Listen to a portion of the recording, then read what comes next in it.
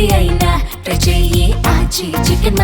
ఆచి chicken masala. రూపాయిలో speculative trade నియంత్రణకు reserve bank of India చర్యలు చేపట్టడంతో డాలర్తో పోలిస్తే రూపాయి మారకపు విలువ గణనీయంగా పుంజుకుంది.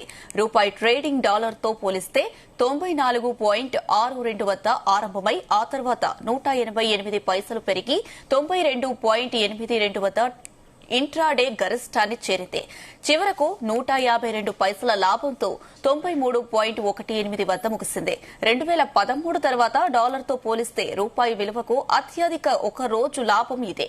రూపాయి గణనీయంగా పుంజుకోవడం స్టాక్ మార్కెట్కు ఎనలేని సానుకూలత తెచ్చిపెట్టింది.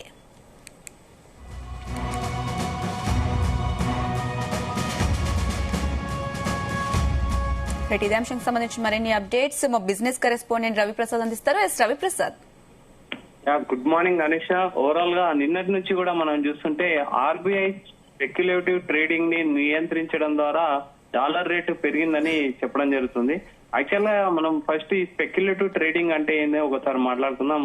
అంచనాల మీద జరిగే హై రిస్క్ ట్రేడింగ్ లనే స్పెక్యులేటివ్ ట్రేడింగ్ అని అంటారు. అంటే మార్కెట్ ఏ విధంగా మూవ్ అవుతుందని ఒక టెక్నికల్ ఇండికేటర్ లేకుండా ఓన్లీ అంచనా, అంటే ప్లస్ కన్నా వెళ్ళొచ్చు మైనస్ కన్నా వెళ్ళొచ్చు అనే ఒక అంచనా ద్వారా మాత్రమే ఊహించుకొని మార్కెట్ అటు ఇటు వెళ్తుందనేసి ఊహించుకొని చేయడం జరుగుతుంది. దీని వల్ల ఎక్కువగా F&Oలో ఇది ఎక్కువగా జరగడం జరుగుతుంది. సో దీన్ని నియంత్రించడానికి, అంటే దీన్ని ఎక్కువ నియంత్రించడానికి ముఖ్య కారణం ఏంటంటే మార్కెట్ ఏ విధంగా వెళ్ళొచ్చు, అంటే ఒక ఇండికేటర్ అయితే ఫాలో కాదు, ఇష్టం ఉన్నట్టు మార్కెట్ మూవ్మెంట్ అయితే ఖచ్చితంగా ఉంటుంది. ముఖ్యంగా చెప్పాలంటే ఒక వ్యక్తి డాలర్ రేటు పెరుగుతుందని ఊహించి కొనుగోలు చేస్తాడు, లేదా షేర్ రేపు పెరుగుతుందని భావించి కొనుగోలు చేస్తాడు. కానీ ఇంతలోనే అది మాత్రం పడిపోతుంది. ఈ విధంగా పూర్తిగా అంచనా మీద ఆధారపడి చేసేదాన్ని స్పెక్యులేటివ్ ట్రేడింగ్ అంటారు. స్పెక్యులేటివ్ ట్రేడింగ్ వల్ల ముఖ్యంగా చూసుకుంటే తక్కువ టైంలో ప్రాఫిట్ వస్తుంది, హై రిస్క్ ఉంటుంది, హై రిటర్న్స్ కూడా ఉంటుంది. ఎక్కువగా ఇది ఇంట్రాడేలో కానీ ఫ్యూచర్ F&Oలో కానీ జరుగుతుంది. న్యూస్, రూమర్స్ అండ్ ట్రెండ్ల పైన ఎక్కువగా ఆధారపడడం జరుగుతుంది. అండ్ ముఖ్యంగా ఎందుకు ఆర్బీఐ ఈ స్పెక్యులేటివ్ ట్రేడింగ్ ని నియంత్రించింది, కట్టడి చేసిందని మాట్లాడితే మార్కెట్ లో అయితే అనవసర వాలిటాలిటీ తగ్గించడానికి, కరెన్సీ అంటే మన రూపాయి అయితే స్టేబుల్ గా ఉండాలంటే స్పెక్యులేటివ్ ట్రేడింగ్ అయితే కట్టడి చేయాలని ఖచ్చితంగా చెప్పడం జరిగింది. ఆర్థిక వ్యవస్థలో ప్రమాదాలు తగ్గించడానికి ఈ విధంగా అయితే ఆర్బీఐ కట్టడి చేసిందని చెప్పాలి. అంచనాల మీద జరిగే హై రిస్క్ ట్రేడింగ్ నే స్పెక్యులేటివ్ ట్రేడింగ్ అని అంటారు. ఈ ట్రేడింగ్ అయితే ముఖ్యంగా కట్టడి చేయడం వల్ల మీరు అన్నట్టు ఇంతకుముందు చెప్పినట్టు డాలర్ తో పోలిస్తే రూపాయి అయితే భారీగా పుంజుకుంది. నిన్న ఓపెనింగ్ చూస్తే 94.62 అండ్ ఇంట్రాడే హై చూస్తే 92.82 దగ్గర, క్లోజింగ్ చూస్తే మాత్రం 93.18 దగ్గర క్లోజ్ అవడం జరిగింది. ఒక్క రోజులోనే 153 పైసల లాభం రావడం అనేది చాలా అంటే రూపాయి అయితే చాలా బలంగా వెళ్ళిందని చెప్పొచ్చు. 2013 తర్వాత ఇంత హైకి వెళ్ళడం అనేది, హైగేన్ ఒక్క రోజులో జరగడం అనేది ఇదే అని చెప్పొచ్చు. 2013 ఇప్పుడు 2000 అంటే ఇంచుమించు ఒక 12-13 ఏళ్ల తర్వాత ఈ విధంగా హైకి వెళ్ళడం అయితే మనం అబ్జర్వ్ చేయొచ్చు.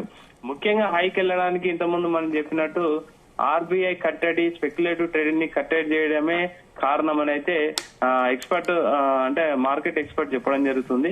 ముఖ్యంగా అటు స్టాక్ మార్కెట్ రికవరీ కూడా చూసుకుంటే BSE సెన్సెక్స్ అయితే భారీ నష్టాలు అయితే ప్రారంభించింది.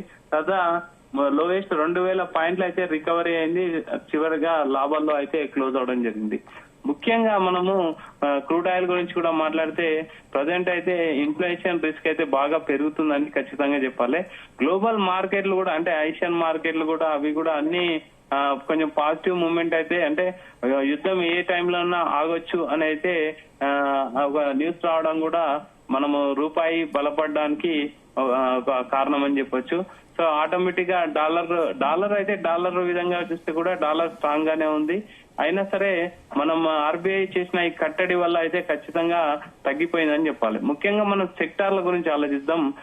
ఏ సెక్టార్లు ఎక్కువగా, అంటే రూపాయి ఇప్పుడు బలపడింది, ఏ సెక్టార్ లో ఎక్కువగా మనం అబ్జర్వ్ చేసి అని చూస్తే మాత్రం ఐటీ అండ్ బ్యాంకింగ్ సెక్టార్లు అయితే బాగా రాణిస్తాయి. ముఖ్యంగా ఇన్ఫోసిస్ అండ్ టీసీఎస్ లో అంటే మంచి, అంటే ఇన్ఫోసిస్ లో కానీ టీసీఎస్ లో కానీ మంచి లాభం అయితే మనం చూడొచ్చు. తర్వాత నష్టపోయిన సెక్టార్ల గురించి ఒకరు ఆలోచిస్తే ఆయిల్ అండ్ ఎనర్జీ సంబంధించినవి, ముఖ్యంగా రిలయన్స్ సంబంధించినవి ముఖ్యంగా కారణం చూస్తే మాత్రం బ్రెంట్ క్రూడ్ ఆయిల్ ధరలు పెరగడం అయితే మనం అబ్జర్వ్ చేయొచ్చు.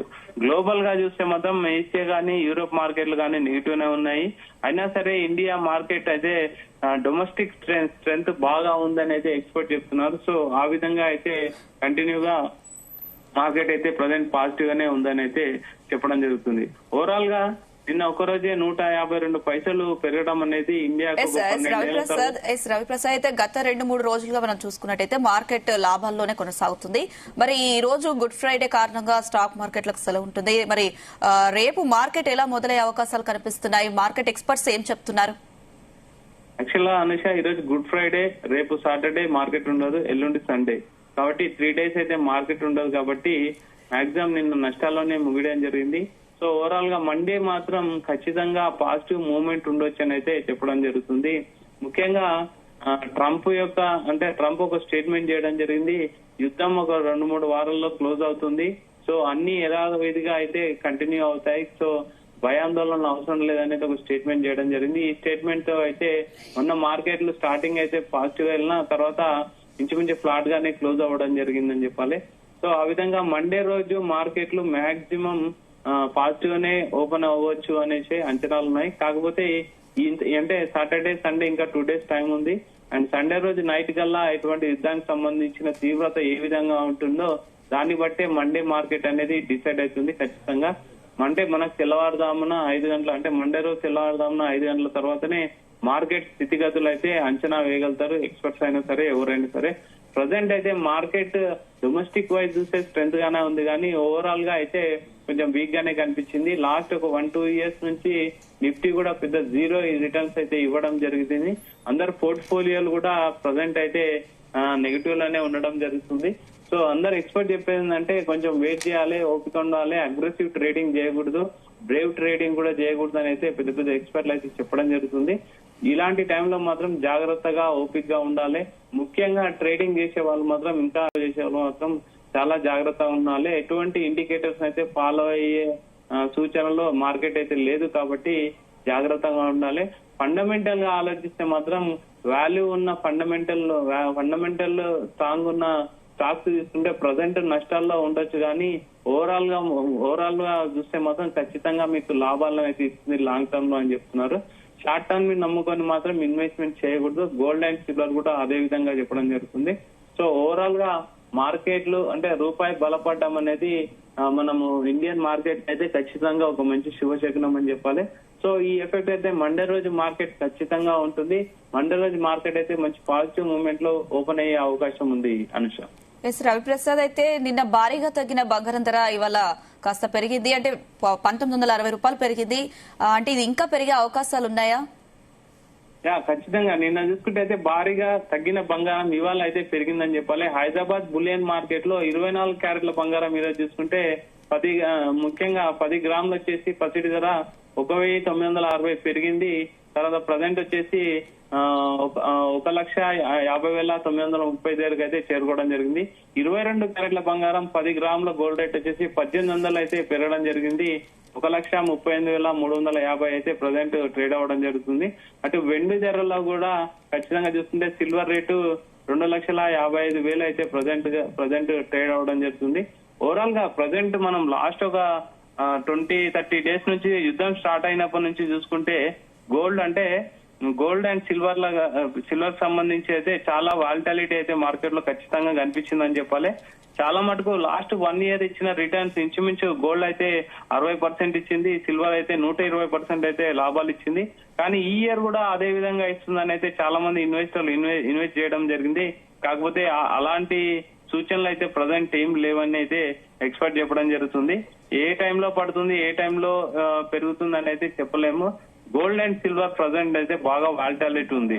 ఈ రోజు అయితే పెరగడం మనం అబ్జర్వ్ చేస్తాం. కాకపోతే ఓవరాల్ గా మాత్రం ఖచ్చితంగా పెరుగుతుందా లేదా తగ్గుతుందా అనే అంచనా వేయలేకపోతున్నాం. జనరల్ గా యుద్ధాలు వచ్చినప్పుడు మాత్రం ఖచ్చితంగా గోల్డ్ అండ్ సిల్వర్ అయితే సేఫ్ హెవెన్ గా భావించి ఎక్కువగా కొంటారు. కాకపోతే ఈసారి ఆ తమ్మునేల్ అయితే చేంజ్ అయింది అని అయితే ఎక్స్పర్ట్ చెప్తున్నారు. యుద్ధం స్టార్ట్ అయింది, అదే విధంగా గోల్డ్ అండ్ సిల్వర్ కూడా పడిపోవడం మనం అబ్జర్వ్ చేయొచ్చు. సో ఆ విధంగా అంచనాలకు అయితే లేకుండా మార్కెట్ ఉంది కాబట్టి ఇన్వెస్ట్మెంట్ లాంగ్ టర్మ్ లో ఉన్నా కానీ షార్ట్ టర్మ్ లో మాత్రం ఎటువంటి ప్లాన్ చేయకూడదని అయితే ఎక్స్పర్ట్ చెప్పడం జరుగుతుంది Anusha. Right Ravi Prasad, thank you.